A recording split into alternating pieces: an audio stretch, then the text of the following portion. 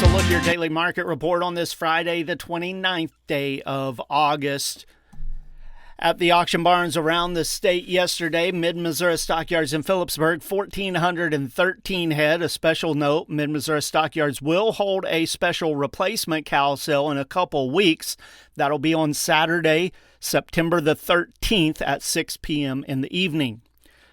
There on Thursday, the steers were mixed from 5 lower to 15 higher based on the very light receipts from last week. Feeder heifers sold $10 to $20 higher.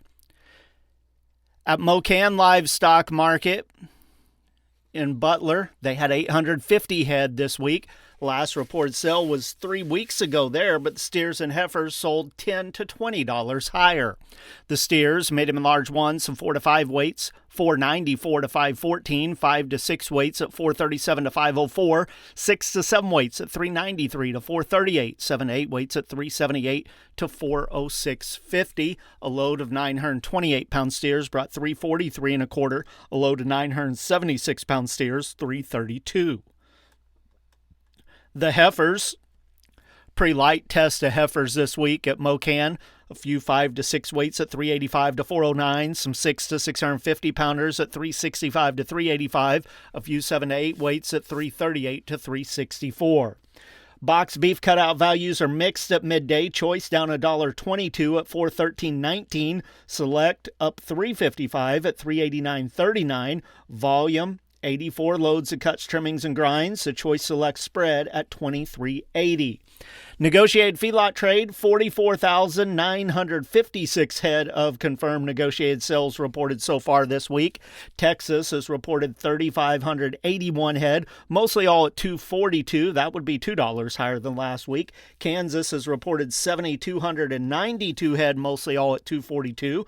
That'd be $2 higher than last week as well. In Iowa, 11,622 head. Live sales at $245. That would be unevenly steady with last week.